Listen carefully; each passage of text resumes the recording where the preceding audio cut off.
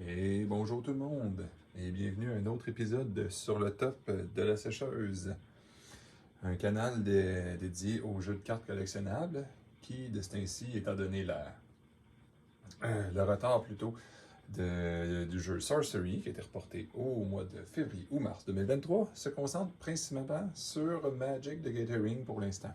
Bon, ceci étant dit, pas trop grave. Au sujet aujourd'hui, l'ouverture de mon set le plus attendu personnellement, je parle pas du marché, que moi j'attendais le plus, Infinity. On va ouvrir un collecteur aujourd'hui, mais on va aller plus loin que juste regarder les beaux art, parce que ça, il y a plein de monde qui ouvre des boîtes puis des boosters à vitesse record sur Internet. On va plutôt parler aussi vraiment des choses qui sont peut-être oubliées, c'est-à-dire la qualité physique des cartes. Quelle est la différence cette fois-ci entre un collector et un normal? Un petit peu le pourcentage de chance d'avoir des double land. Puis aussi de certains sleeper hits qui vont peut-être rebondir éventuellement dedans. Fait qu'on commence.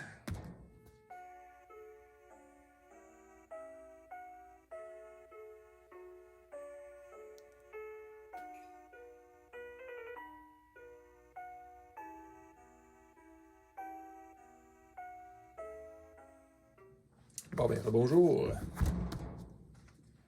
On va commencer par ouvrir ça de façon délicate.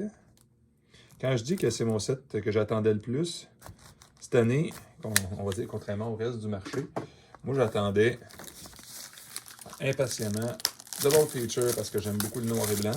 J'ai été déçu évidemment par le prix. Je pense que ça a été bien des gens, la quantité de boosters, le prix et compagnie. Et ce que j'attendais après ça, c'était vraiment le Infinity.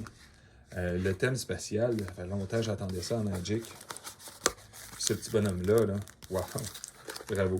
D'ailleurs, en déballant, je vais juste regarder le numéro de série comme preuve.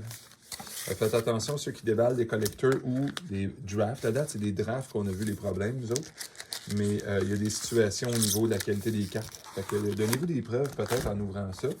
En cas que Wizard vous obstine, ils ne sont pas très obstinés généralement, mais le service à la clientèle va vous aider si vous ramassez avec des marques.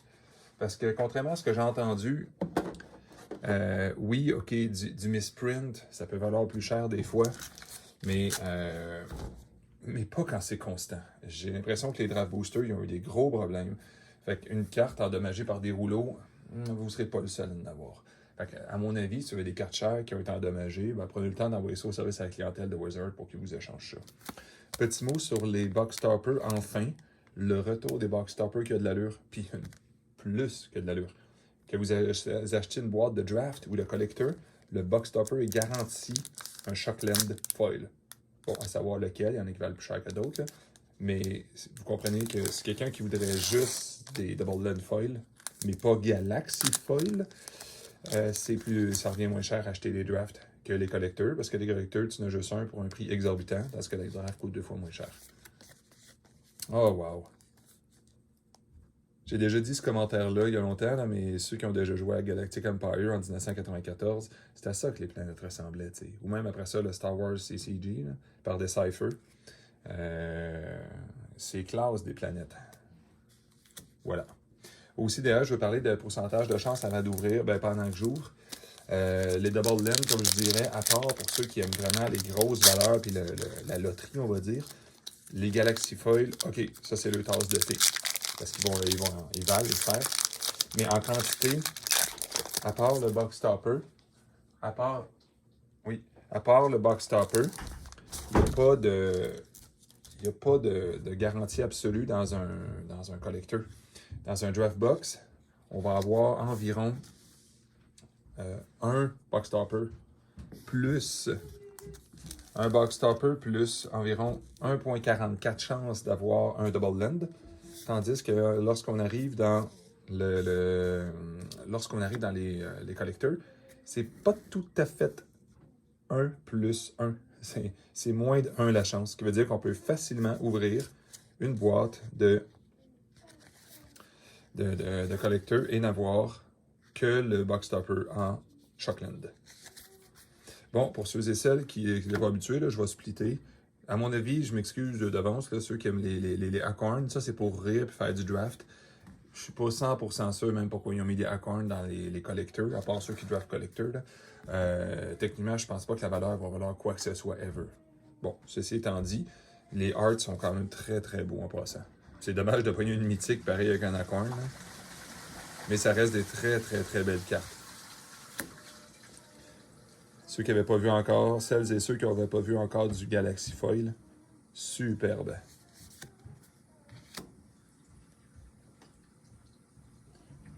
Enfin, enfin, enfin. Ah oui, mon préféré. Ça, si vous parlez d'une carte qui vaut rien, mais qui est vraiment superbe, là. On le remarque. Surtout son nom, là. Ambassadeur Blorpity Blorbloop. Blorpoop. En tout cas, c'est dur à prononcer. Mais en tout cas, il y a des jeux. Il y a des cartes qui regardent le nombre de voyelles. Puis en plus, c'est illégal. Ceux et celles qui. Il appelle ça un game finisher, là.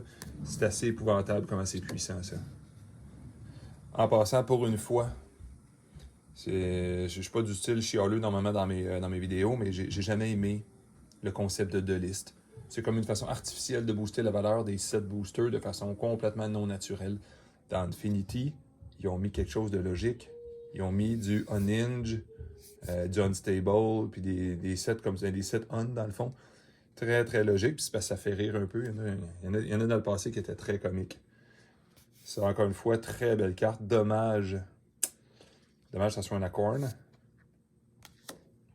Ah oui, c'est vrai, j'ai un petit sujet là-dessus, oui. Désolé, le premier booster va donner un feeling peut-être un peu plus long, là. Mais ça, c'est important. Je vais montrer notre ami la montagne ici. Évidemment, les cartes qui valent, les laines qui valent moins cher. Là, je ne parlerai pas des Shocklands, OK? Les gars d'Elshine, on sait que ça vaut de quoi, là. Les surfaces des planètes, il y a un gros symbole, vraiment, ça les rend un peu moins populaires. Puis, ils sont beaucoup moins rares. Techniquement, dans chaque booster draft, tu vas avoir 3 fois sur 4 une affaire de même.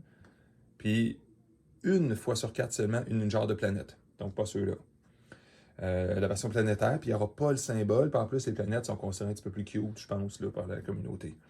Mais c'est pas ça que je veux parler exactement. Quelqu'un qui voudrait avoir des cartes de meilleure qualité, Infinity, les cartes draft, donc les cartes non foil, je suis un peu déçu. On n'est pas loin. J'ai l'impression que les tokens se sont améliorés en qualité. Puis que les cartes normales sont revenues à la norme de set que j'aimais pas. Je vais juste comparer à un set très impopulaire cette année. Double feature. Les cartes sont cirées, sont vernies, mais pas partout égales. Donc la couleur est rehaussée. On a vraiment un feeling de qualité quand on les brasse. On est loin, loin, loin de la même qualité. Pourtant, étrangement, l'imprimeur, c'est les deux l'imprimeur américain. Je ne sais même pas dans quel état, où est-ce qu'il est. Mais on voit qu'à un moment donné, tu peux avoir une qualité très haute. Puis après ça, c'est pas pour rien que le set a été délayé. On voit qu'il y a eu des problèmes de production. Il y a des choses qui ont été faites un petit peu plus à la va-vite. Ce que je suis très content de voir. Je vais reprendre la carte la pile des cartes légales, là. On pourrait-tu deviner que c'est des foils? Je le sais, il était dans un paquet, il était scellé. Mais combien de sets, incluant les Infinity, qui étaient curved, pas les Infinity, le Double Feature, excusez-moi, les foils, les Silver Foils étaient carrément curvés dans le paquet. J'ai commandé dans un box topper chez nos amis 401 Game. J'ai commandé beaucoup pour mon set de Silver Foil. Une pile sur des à peu près. Là. Gros box topper, pas box topper, excusez-moi, top loader. Là. Il était curvé carrément. Les foils curvaient tellement qu'ils ont réussi à courber le plastique épais. Cette fois-là, je suis très content de l'effort, on voit qu'il a été mis dedans. Pourquoi mon discours? Si vous aviez à chercher ces laines-là, ils sont pas tellement plus chers, foil. Ils sont tellement de meilleure qualité, je trouve.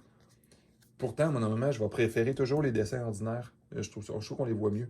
Mais là, pour la qualité des cartes, foil ou à l'extrême Galaxy Foil, mais les Galaxy Foil font augmenter énormément les prix. Là. On se ramasse à des 20$ pour des Basic Land qui sont planétaires. Ceux-là, je vais dire un chiffron, je ne sais pas exactement, mais on va dire au moins 10$. Tandis que les foils comme ça, on va aller chercher des prix raisonnables comme 6$. Puis pas nécessairement lui est encore moins cher. Mais vraiment, la version planétaire va être 6, 7, 8$ max. Tandis que la Galaxy Foil va être 20$. Puis l'ordinaire va être quand même 5$ en version planétaire. On continue, on va ouvrir un petit peu plus vite. C'était juste un petit, pas un, c'est un petit bout sur la qualité des cartes que je voulais absolument présenter. Puis n'oubliez pas, c'est ça, dans les collecteurs, il n'y en a pas de pas foil. Quand vous achetez ça, vous êtes sûr d'avoir les cartes de la plus haute qualité possible. En passant, les tokens sont vraiment superbes. Bon, le art, malheureusement, c'est un peu générique. Je trouve que ça a été fait un petit peu trop par ordinateur. Mais le concept est comique, là. Mais les clone robots, ça va passer à l'histoire. Surtout ceux qui ont joué en draft avec la surprise des robots. On continue. Très belle carte, je suis content. Beaucoup de cartes légales d'ailleurs dans les communes. Hein. Très agréable. Dommage que ce removal-là coûte un petit peu trop cher. Je pense que ça a été très populaire dans certains... Oh, beaucoup de... Ceux qui draftent, hein? Regardez cette carte-là, le 13 passeux. Hey, presque juste du légal. Oh, une attraction aussi. D'ailleurs, les attractions, faites attention au genre de cheval, là. Celui qui donne horsemanship devrait être très populaire dans le futur, ça. Très belle Galaxy Foil. Galaxy Foil, malheureusement, à corn. Ah oui, famille. Son clause. Mais pour coûter 4, je pense que c'est trop cher, là. Alexander Clamilton. Oh oui, aussi. Ah, le caricaturiste. Vous voulez avoir du fun en draft, là? Dur à battre, ça. Ah, c'est ça, je parlais des planétaires. Donc, les versions planète des Basic Land. Mais foil en même temps. Bon, on va le mettre avec nos amis ici. Et ça attendez-vous pas d'en avoir beaucoup. L'avantage d'un collecteur, c'est qu'il y en a deux. Bon, vous allez payer quand même. Vous allez avoir quand même 3 fois moins de boosters que dans un draft. Purement quantité, on va en avoir plus dans un draft booster. Oh, le petit chat. D'ailleurs, ils ont sorti un des tapis avec celle-là. On se demande d'ailleurs pourquoi le chat, il vole. Là, un des plus beaux food tokens qui existent. Hein. On continue.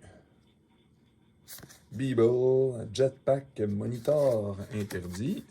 En Eternal. Disembowel, Common Performance. En passant, c'est ça, j'ai oublié de dire. Les rares vont avoir évidemment l'ovale normal pour les protéger. Ceux qui n'en ont pas sont légaux en Eternal. Comme exemple, ça c'est une Uncommon. Fait que ça c'est légal en Eternal. Donc, Vintage, Legacy, Commander.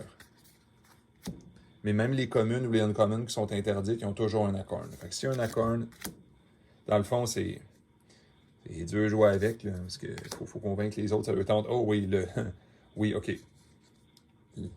À mon avis, là, la carte du 7. Un peu trop cher peut-être pour Vintage Legacy. Mais vous comprenez que c'est en même temps un removal, puis en même temps une carte à combo.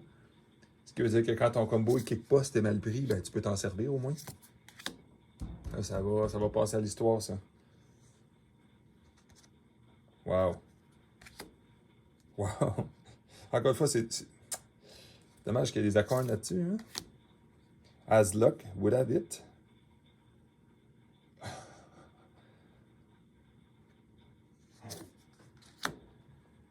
Oui, Captain Rex Nebula. Je voulais en parler justement de celle-là. Je suis content qu'il sorte. Bon, alias Zap Brannigan de Futurama. Littéralement, le texte, c'est ça. Là. Quand il attaque, tu transformes un permanent égal à son cost du permanent, dans le fond, en monstre. Exemple, un enchantement coûte 5, ben ça devient un 5-5. Puis après ça, tu lances un dé. Si jamais le dé est égal au casting cost, ben il va s'écraser sur quelque chose. Fait qu'en plus, qu'il fait du dégât, on va dire à la créature ou au joueur, ben en plus, il va refaire son casting cost en dégâts en quelque part. Son texte, c'est pas si important que ça. Il fait lancer des dés, il y a des cartes qui vont profiter de ça. Mais vous comprendrez qu'avec le petit elfe 0-2 qui se donne des -1/-1 pour donner du mana, ben jusqu'à la fin du tour, ce petit elfe-là, t'es pas obligé d'attaquer avec. Là. C'est juste que ça devient un véhicule. Donc un véhicule qui a infini -1/-1 dessus, c'est pas grave, c'est un véhicule. Fait que t'as jusqu'à la fin du tour pour avoir infini mana, ce qui veut dire qu'au tour 2, l'elfe il sort, tour 3, le capitaine Zap Brannigan. Puis t'as infini mana. Mais je sais que ce bonhomme-là, c'est pas si impressionnant que ça, parce qu'il y a déjà des combos infinis avec ça. Mais c'est pour dire que dans l'Infinity, t'as déjà un bonhomme à combo. Puis, Peut-être pas la version Galaxy Foil, là, mais la version normale est à genre 1$, même pas, et moins. Pour une fois, des très belles plaines. Oh oui! Une montagne Galaxy Foil.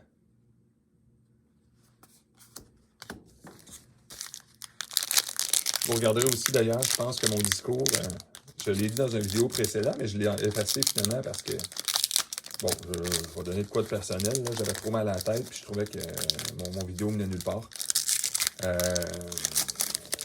La plupart des détaillants sont hors de stock des versions foil ordinaires. La version Galaxy Foil est encore accessible, mais pas nécessairement monétaire. Elle est très chère. Puis les versions ordinaires, d'un détaillant à l'autre, il y en a qui l'ont, il y en a qui ne l'ont pas. Puis je parle pas nécessairement d'investir dans des éclins. Hein. On ne sait jamais. À un moment donné, ils valent de quoi, puis à un moment donné, il y a un set qui en sort des plus beaux, puis oups, ça vaut plus rien. Midway Mobster. Ah oui. Très bon, ça. Roller Coaster. Deck d'attraction en passant, là. Ça se fait. Ça se fait. Hey, ça bling en tabarnouche. Pas à peu près. Un gobelin interdit. Ça, j'avais été surpris sur le coup. Je pensais que c'était comme illégal, mais non, ça l'est. Légal en format éternel. Bingo! Des beaux petits souvenirs, pareil, pour celles et ceux qui ont joué au premier On. Hein? Un autre caricaturiste. Très belle île foil. Et une montagne, encore une fois. On est dans les montagnes. On est pas mal dans les montagnes spéciales et Galaxy Foil, hein, de ce temps-ci. Je suis un peu surpris. D'habitude, je pense dans ce set-là, je n'ai pas toujours regardé les prix, là, mais... Oh! Bon. On a du dommage. Bon, je pense pas que ça va être celui-là qui vaut cher, heureusement. Très beau Squirrel, pour ceux qui aiment les Squirrels. Un clin d'œil à l'ancien Stormcrow qui était promotionnel, je pense. Ou en tout cas, une façon de l'avoir qui valait cher. Oh, ça fait quand même une couple de cartes maganées, ça. Hein? Beaucoup de cartes maganées. On va y mettre de côté. Des fois qu'il vaudrait de quoi, là. Pas qu'il vaudrait de quoi, mais que je me rende à... Ça serait pas drôle qu'il y ait un double land, mais cette fois-là. Pick a Pebble, petit commentaire dessus. Vous remarquerez, la seule attraction qui a un prix qui est légal en Vintage Legacy Commander. Pourquoi? The Most Dangerous Gamer, lui, quand il réussit une attraction, il détruit un target permanent. Pense pas que, je sais pas à quel point Wizard a une chance de refaire des attractions un jour, mais c'est la seule attraction qui est légale dans le format éternel. Bon, un gaspillage d'une mythique, évidemment.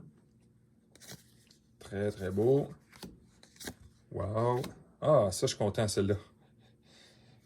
Ressortez vos cartes de AFR en passant. Alors, regarde le chiffre qu'on lance sur son propre dé, si on veut. Mais les autres dés aussi. C'est-à-dire, quand tu lances un dé 20, la chance est pas mal plus grande. Hein? En passant, pourquoi je ne suis pas excité avant d'arriver à ces cartes-là? C'est ça qui est le fun. Les rares et mythiques, ils se font pas gaspiller, on va dire, par les double land. Les double land, ça remplace une des deux basiques. Fait que tu gaspilles même pas les slots de rares et compagnie dans ça. Oh, wow. Une île. Ça c'est ceux-là, je cours après. Si jamais vous n'avez de trop, lâchez-moi un petit coup de fil. Ah, super. Comme on voit, c'est moins excitant, l'île. Il y a moins de bling-bling. Ça, c'est peut-être un peu extrême, mais je trouve que c'est beau pareil. Là. Et c'est ceux-là que je recherche plus pour en termes de dollars. Pour faire des decks. Ça devrait remplacer la majorité de dans mes drafts. Ça va remplacer, je pense, mes laines noires et blancs de Crimson Vow puis Midnight Hunt. Bon. Y a-t-il du dommage là-dessus un peu? Non. Un autre robot clown suivi de... Oh, l'employé du mois. Ceci. Voilà. Gobelin. Park Map. Proefficient Pyromancer. Celle-ci, Centrifuge. Trust Chief Engineer. Mais qu'est-ce qu'il a en fait? Ok, on dirait que c'était sa face qui avait comme. Down for Repair. Angelic Harold. Belle carte, mais malheureusement pas jouable. Enter the Dungeon. Les joueurs peuvent jouer de Magic, une game de Magic en dessous de la table, partant à 5 points de vie.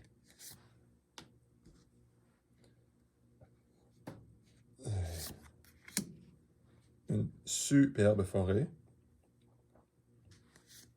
Et, oh, wow, wow, double forêt. Est-ce qu'un pack comme ça qu'on vient d'ouvrir, est-ce que ça justifie le prix d'une boîte à date s'ils étaient toutes pareilles? Absolument pas. J'ai rien pogné de spécial dans ce paquet-là. Puis les deux laines vont peut-être totaliser une valeur de 10$. Mais tout dépendamment de votre amour des acorns. Moi, même si j'ai toujours aimé et trouvé ça drôle, je vais faire le 7 en passant, je vais le mettre dans des cartables. Mais je peux pas, en termes de jouabilité, malheureusement, je ne suis pas excité d'avoir ça nécessairement. Là. Mais pour le regarder un cartable, anytime, par exemple. On continue. Très belle carte aussi. Alien Squirrel. Le Xeno Squirrel. Tu mets 2 compteurs dessus, donc c'est un 2-2 qui coûte 2. Mais quand tu roules un dé, tu peux en enlever un pour augmenter ou soustraire le roulet de dé. Ça peut faire une méchante différence dans le cimetière de partie. À savoir à quel point les gens vont être contents ou pas que les gens lancent des dés dans les matchs. Je pense que c'est moins pire. Ah oui, le vrai. Bon, je vais vous montrer de quoi. Je suis pas sûr, à part notre empereur ici, là, je suis pas 100% sûr des showcases. La plupart des showcases, je les trouve plus laids. Regardez juste un petit peu. Le showcase, puis l'original. Lui, on a un feeling Zach Bredigan. Négligent, avec des genres de pantalons pattes d'éléphant, genre des années 60 qu'ils mettaient. Puis avec la face, surtout, là. J'ai un petit peu de difficulté à comprendre le art style, puis je respecte ceux qui ont dessiné ça, il y en a des très beaux, mais je suis vraiment pas sûr pourquoi ils ont été avec cette qualité-là de art. J'ai l'impression que ça l'enlève Dr. Julius, John Bolmoff. Ah! Un des premiers qui avait tout, là. Is every creator type. Quand il disait que les on-sets avaient servi à des templates pour des futurs sets, là. The Most Dangerous Gamer, c'est lui, je disais. Dead Touch, quand il va en jeu, tu mets une attraction. Ou quand il attaque aussi. Mais quand tu ouvres une attraction, tu mets un +1/+1 dessus, pas pire. Et c'est quand tu gagnes le prix d'une attraction, il détruit un target permanent. On voit que si un jour Wizard irait en direction des attractions une deuxième fois, ça pourrait devenir abusif. Très vite. Swamp et montagne, 2 surfaces. Encore une fois, c'est les plus communes, mais je suis content de les avoir faites, je vais pouvoir les utiliser. J'aime un peu moins Ah oui, le feeling à travailler double sleeve. Qu'est-ce que ça peut bien faire, docteur? Que la carte soit un petit peu moins bonne, un peu plus rugueuse, moins cirée quand tu as des double sleeves. Ben, dû au cirage ou le manque de cirage ou de vernis à la limite qu'ils ont mis, le art est moins beau que sur leur site web. Souvent, quand on les a en main propre, on fait un wow tout de suite. Ah, je pensais pas qu'elle serait si belle que ça. Ça, c'est un petit peu l'inverse. Quand on y va avec ça, c'est l'inverse. Tu regardes sur les trajet sur le site de Face to Face, si vous avez vu les Galaxy Foil, ils ont l'air malades. On dirait littéralement un smallpox. C'est comme, oh, c'est triste. Quand tu les as en main propre, c'est complètement différent. Ben ça, notre ami le pas jouable. Acrobat, Aerial and Falls, Trench Testing Hammer, étrangement. Ça, c'est le genre de carte le fun. Ça coûte pas cher. Tu peux avoir bien du fun dans une game normale avec ce genre de carte-là. J'ai toujours pas payé le Merry-Go-Around en passant dans ce paquet-là. Dans cette boîte-là. Le Merry-Go-Around, c'est celui qui donne Horsemanship à les créatures de 2 et moins. Ça, encore une fois, ça va être un must-have. Si on donne à avoir un peu. C'est drôle, la caméra, je la vois bien. En personne, elle est dure à voir tellement à bling. Oh, célèbre. Très beau Clown Robots. Attendez-vous à des cartes très fortes dans les Clown Robots en passant dans ce set-là. Baron Von Count.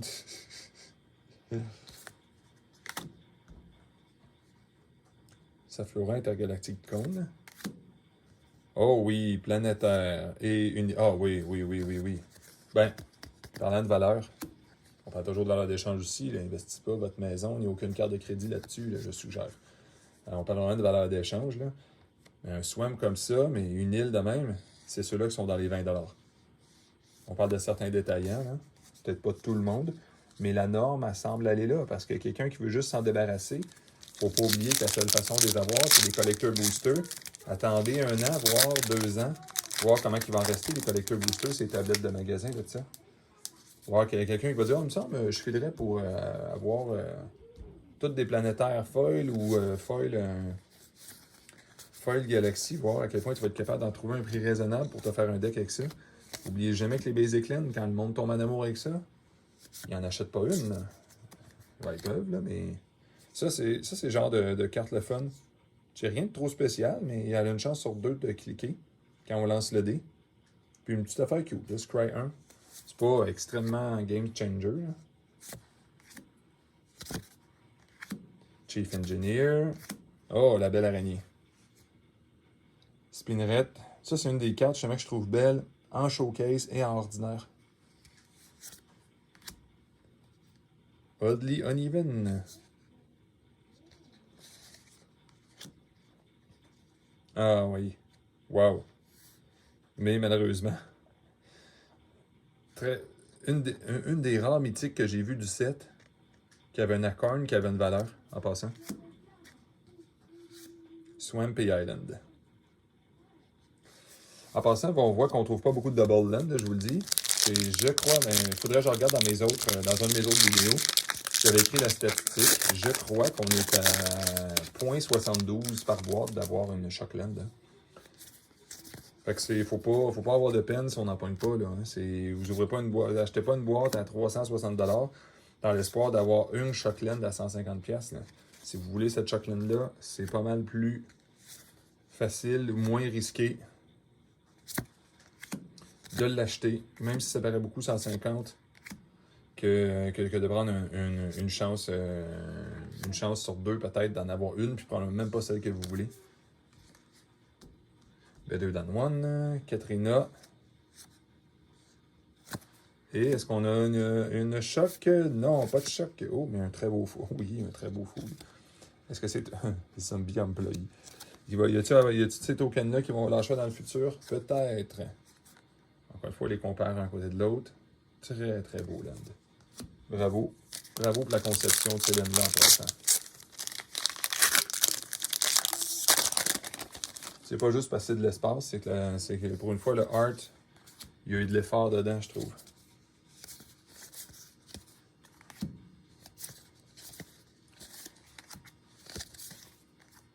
Oh, encore Pickable. Mais tiens, on s'entend des communes, n'est-ce pas? Photo up. Oh, c'est vrai, elle est égale, elle aussi. Non, c'est vrai, c'est notre zombie, c'est vrai, il est tellement différent. Ça fait beaucoup de choses pour une uncommon en passant, hein, dans les poppers, là. Kinsley.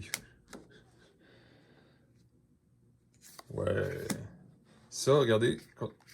Ça, étrangement, ça aussi, c'est beau en showcase. Plaine et Swamp. Oh, wow, un autre Galaxy Foil planétaire en Swamp. J'aime ça, ils n'ont pas exagéré. Il y en a dans l'espace, des planètes, on dirait. Et c'est le dernier booster. On va se donner une petite tape dans le dos pour un petit coup de luck pour essayer d'avoir notre Double Land. Je crois que le bleu-rouge Galaxy Foil, c'est celui qui vaut le plus cher dans le lot.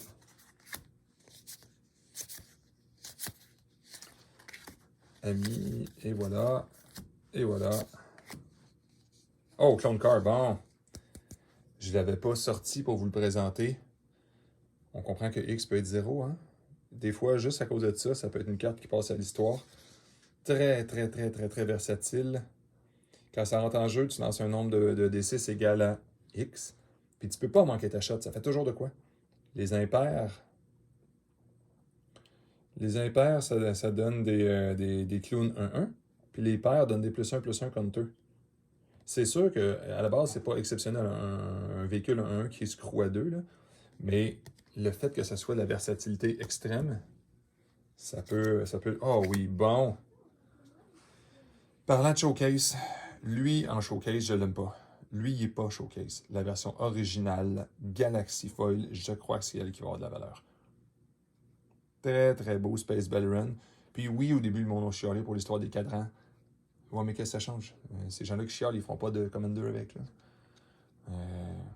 C'est pas la fin du monde en passant, on l'a joué. Là. C'est diviser le board en trois, là, c'est...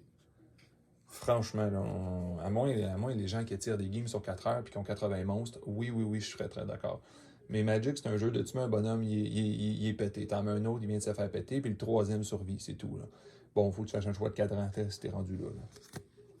Waouh, ça, je suis content. Bon, il a fallu attendre au dernier pack pour avoir de quoi qui avait de l'allure, par exemple. Je suis quand même un peu... Ah oui. Infernius, Spannington 3.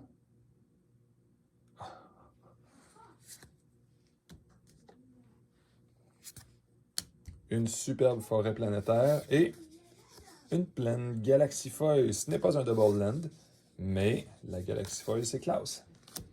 Bon, ben, c'était tout pour cette double présentation de qualité de carte, présentation et ouverture. Je tiens à spécifier, quand vous pognez le Richard Garfield, certaines opportunités de vendre jusqu'à une quarantaine de dollars en passant. Dénigrez pas trop la liste. Il y a des cartes qui valent de quoi? La majorité valent à peu près rien, mais il y en a une couple qui valent la peine. Fait que je tiens à souhaiter à tout le monde une très belle journée ou très belle soirée. Faites attention à vous. À la prochaine.